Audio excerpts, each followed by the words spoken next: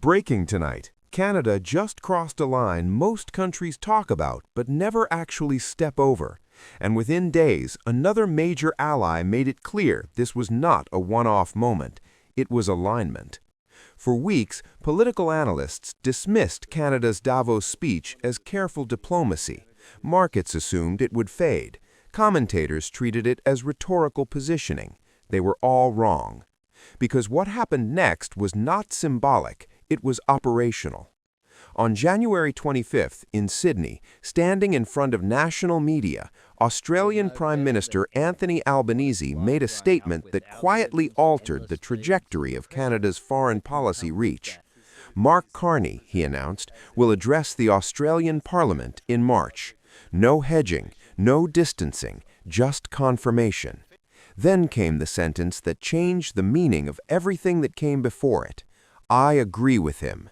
That was not courtesy, that was endorsement. Parliamentary addresses are not handed out casually. They are reserved for leaders whose ideas are considered relevant to national decision-making, whose frameworks are seen as worth elevating beyond executive conversation and into legislative consciousness. Australia did not simply welcome a visitor, it validated a strategy. To understand why this matters, you have to strip away how Davos speeches are usually treated. They are assumed to be performative, carefully worded, designed to offend no one and change nothing. That assumption shaped the early reaction to Carney's remarks. Analysts categorized them as conventional multilateralism, sensible, the global economy polite, is fundamentally different today than it. Carney did not argue for preserving the existing order. He declared that it no longer functions as promised. He stated openly that economic integration has been weaponized, that tariffs, supply chains, and market access are now tools of coercion, and that middle powers can no longer rely on systems built around great power restraint that no longer exists. Trump's tariff threats against allies made the diagnosis unavoidable. So did China's trade punishments. So did Russia's manipulation of energy dependence. Different governments, same method. Economic pressure as political leverage. The assumption that allies would be exempt has proven false. What Carney articulated was something most middle power leaders already understood privately. The risk is not conflict, the risk is dependence, and dependence without alternatives is vulnerability. Australia recognized itself immediately in that framing. Like Canada, it is deeply tied into global trade. Like Canada, it relies on access to major markets. Like Canada, it has learned that alliance language does not guarantee immunity from pressure. When markets become bargaining chips, geography and history matter less than leverage. That is why the parliamentary invitation matters. It signals that Australia does not see Canada's message as commentary, it sees it as instruction. The timing reinforces that conclusion. March is not distant, it maintains momentum, and it fits into a sequence that had already begun months earlier. In October, Canada and Australia signed an agreement expanding cooperation on critical minerals, not culture, not values, resources, the exact sector where great power competition is most intense and where middle powers hold real cards. This is how strategy actually unfolds. First, a framework is articulated. Then, partners test alignment. Then, institutions begin absorbing the logic.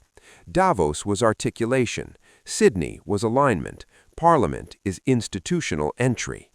This is not about one speech or one visit. It is about whether middle powers can move beyond reacting individually. For decades, the global system has operated on a hierarchy. Great powers set rules, middle powers adjust, smaller states absorb consequences. That structure only works when great powers exercise restraint. Increasingly, they do not. Some observers have already begun discussing the possibility of a formal middle power coordination framework, not another symbolic forum, but something functional, a structure focused on supply chains, trade diversification, and collective resistance to economic coercion. Critics argue that this is unrealistic. that middle powers are too diverse, too cautious, too fragmented. Those same critics would have dismissed the idea of Canada openly challenging American economic leverage just months ago. They would have dismissed Australia publicly aligning with that challenge. Reality moved faster than assumption. What changed was not capacity, it was willingness. Canada's position in this shift is not accidental. Its economy has long benefited from deep integration, but that integration came with concentration. Export dependence on a single market was treated as efficiency. In practice, it created exposure. Recent diversification has reduced that dependence, but the vulnerability remains. Every additional trade corridor reduces leverage elsewhere. Every alternative supply chain increases negotiating space. That is not ideology, that is arithmetic. Australia's experience mirrors this logic. Commodity dependence delivered growth when markets were stable.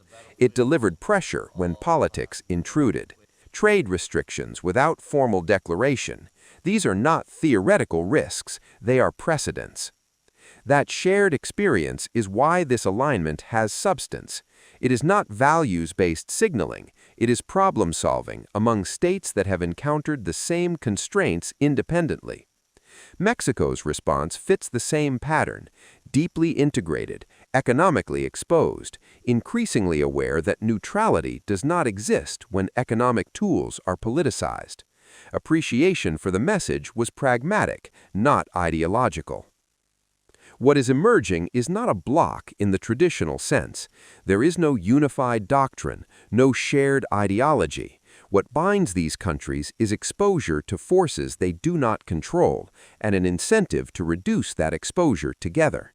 This distinction matters. Alliances built on ideology fracture when interests diverge. Networks built on shared constraint tend to endure because the underlying pressure remains constant. Critical minerals offer the clearest starting point because they sit at the intersection of economics, security, and technology. No single middle power controls the full chain. Collectively, they cover extraction, processing, and manufacturing. Trade follows infrastructure. Infrastructure follows policy. Policy follows political will. Parliamentary engagement matters because it embeds strategy where durability is decided. Executives can signal intent. Legislatures determine whether it survives political cycles. That is why March matters, not because a speech will transform the system overnight, but because it reveals whether this thinking is penetrating beyond executive rhetoric and into legislative calculation. There is also an external signal being sent. Middle powers are no longer content to be managed quietly. They are beginning to manage risk collectively. That does not require abandoning existing alliances. It requires refusing to let any single relationship define the limits of action. For Canada, this is a quiet assertion of agency. Sovereignty in the modern world is not defined by isolation.